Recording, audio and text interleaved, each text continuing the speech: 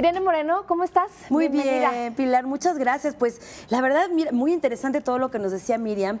Y hablando de escritura, fíjate que justamente ha sido estos vestigios que se encontraron en las cuevas que hay, por ejemplo, en Europa, donde podemos darnos cuenta cómo podría haber sido la sexualidad en la prehistoria. Vamos a estar haciendo una vez al mes pues referencias históricas de la sexualidad, cómo vivían la sexualidad los griegos, los romanos, en Mesoamérica, y vamos a estar haciendo un repaso por la historia del mundo para ver cómo ha ido modificándose el comportamiento sexual humano, porque también nos hace saber dónde estamos parados hoy, quiénes somos, cómo hemos cambiado, cómo hemos evolucionado, porque la manera en que nosotros hacemos el amor nos habla de quién somos. Eso es interesante. Es muy rico, la verdad, conocer esto y, por supuesto, a través de nuestra historia aprender y no cometer también algunos errores, ¿no? Así es. Y bueno, pues quiero decirte que, pues, evidentemente la aparición del hombre sobre la Tierra data de ya varios millones de años. Sí. Pero ya como el hombre tal y como somos ahora, digamos el Homo sapiens, estamos hablando de aproximadamente unos 10,000 años, en el que ya tenemos como mayor conocimiento respecto a cuál pudiera haber sido su comportamiento. Esto nos lleva a saber cómo sexualmente ellos tenían este intercambio. Tú sabes que antes de la creación de las comunidades como tales, de la creación de la cultura, bueno, pues las personas, los hombres y las mujeres, vivían en grupos. Sí. Y entonces inferimos que el sexo tendría que haber sido grupal. Evidentemente tuvo que haber habido un proceso para entender el tema del embarazo. Ellos quizá originalmente no relacionaban las relaciones sexuales con el embarazo y después con el parto, hasta que entendieron que había un sistema reproductivo y que tenía que ver las relaciones sexuales con los partos y con la traída al mundo de nuevos seres humanos. Obviamente nuestros ancestros primitivos seguramente tenían mucho sexo, porque eso fue lo que hizo que se poblara el mundo. Claro. Y este deseo sexual es algo que está en nuestro cuerpo, en nuestro ADN, en nuestro cerebro. O sea, el impulso sexual es algo natural, inherente al ser humano. Y evidentemente antes de la creación de una cultura, de una religión, no había estos prejuicios o estas inhibiciones que hoy tenemos, ¿no? Porque, bueno, pues no lo hacemos en público, hay lugares especiales, nos vestimos, hay métodos anticonceptivos. Todo esto evidentemente no existía. Pero sí sabemos que además del tema meramente reproductivo, que asociamos más con un comportamiento animal, aunque hay ahora interesantísimos estudios respecto al placer que también sienten los animales cuando tienen intercambio sexual, que muchos animales se besan, o sea, hay otras maneras de erotismo, aunque bien la cópula tiene que ver estrictamente con lo reproductivo, los seres humanos, o sea, nosotros el Homo sapiens, a diferencia de los otros animales, bueno, pues también teníamos intercambios sexuales para pasarla bien, para tener placer. Los hijos eran de la comunidad, no se sabía de quién era el hijo. Todos los cuidaban. Todas las hembras, digamos, o las mujeres cuidaban a los niños, mientras que los hombres efectivamente se iban a casar. Había una división importante desde el origen del ser humano, esto es interesante, había división de roles.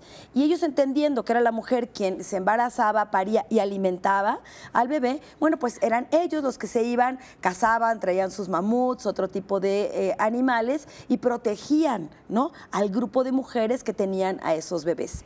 Oye, Irene, y por ejemplo, pues tenemos como seres humanos inherentes estas emociones de los celos y ¿no hay algún vestigio en estas pinturas rupestres de esta parte de, bueno, pues quién es el padre, quién es la madre, porque con muchos o...? Fíjate que nosotros sabemos que también las construcciones culturales y sociales tienen que ver con la manera en que actuamos y nos relacionamos. El tema de los celos tiene que ver con la propiedad privada. Sabemos que, bueno, finalmente la creación de la propiedad privada tenía que ver con esta necesidad de tener lo mío, lo propio, pero originalmente seguramente esta sensación de esto tiene que ser lo mío no existía como tal y todos compartían. Iban, cazaban un animal y se lo comían entre todos. Claro, era para todos. Y entonces finalmente así funcionaban. Pero ha de haber habido, por supuesto, y se sabe, ¿no?, este típico macho alfa, que seguramente era el más deseado, o también seguramente alguna de las chicas sería más atractiva para el resto de los hombres, ¿no? Para la reproducción. Para la reproducción, a lo mejor con senos más grandes, caderas más voluptuosas, y esto, bueno, pudo haber sido que se volvieran quizá mujeres más atractivas. Podríamos pensar que estas mujeres primitivas sentían celos de la que era como la más popular, la más buscada por el resto de los hombres. Es muy probable que sí, porque finalmente como seres humanos nuestros cerebros desde que somos Homo sapiens son exactamente los mismos. Esto es interesante. Claro. Y está en el cerebro, en estas interacciones de nuestros neurotransmisores, estos sentimientos como los celos, estos sentimientos de miedo, tristeza, que están presentes, bueno, pues en la humanidad a través de los siglos. Interesante también saber que se encontraron hace algunos años vestigios de algo que pareciera un dildo hecho de piedra y que suponemos se usaba para sentir placer.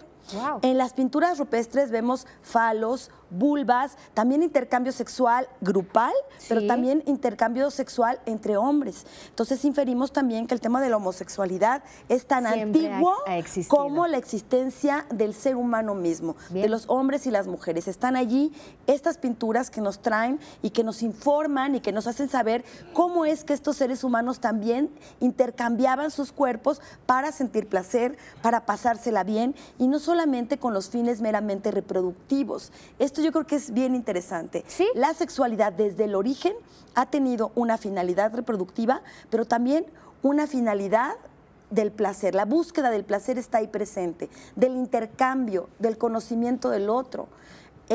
Sabemos que los seres humanos nos parecemos mucho a una especie de monos que son los bonobos. Los bonobos, si ustedes se meten a internet, a YouTube, pueden ver muchos videos donde nos damos cuenta lo bien que se lo pasan los bonobos. Ellos, para pedir comida, bueno, estos intercambios, también fíjate que decir, esta especie de prostitución ha existido siempre. Y sabemos que muchas mujeres buscaban a algunos hombres sexualmente para recibir a cambio, por ejemplo, alimento o protección. Y esto lo vemos en muchas especies, como los bonobos, en donde ellas o los chimpancés, las chimpancés hembras, tienen relaciones sexuales con diferentes machos, una para ver con cuál se reproducen. Ellas nunca saben realmente de quién es ese bebé chango, digamos. Y los bonobos, bueno, entre ellas también tienen intercambios sexuales. Vemos que ellas pueden lamer sus vulvas, pueden tener ejercicios de masturbación, se besan. Y es muy curioso cómo darnos cuenta que si venimos de los changos, los bonobos quizás sean la especie, junto con los chimpancés, más parecidos en nuestro comportamiento sexual.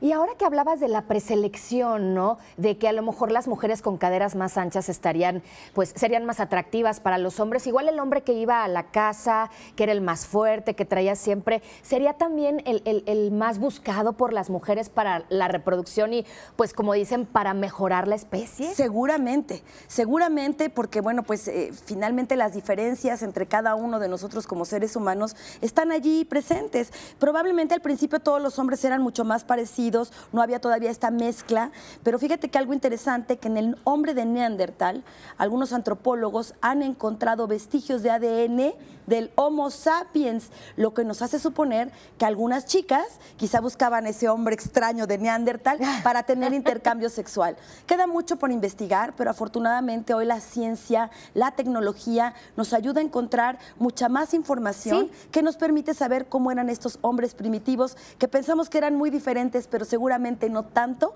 a los seres humanos tal como somos hoy. Traemos un hombre y una mujer primitivas adentro, eso sin lugar a dudas. Sí, Pilar, estoy de acuerdo contigo.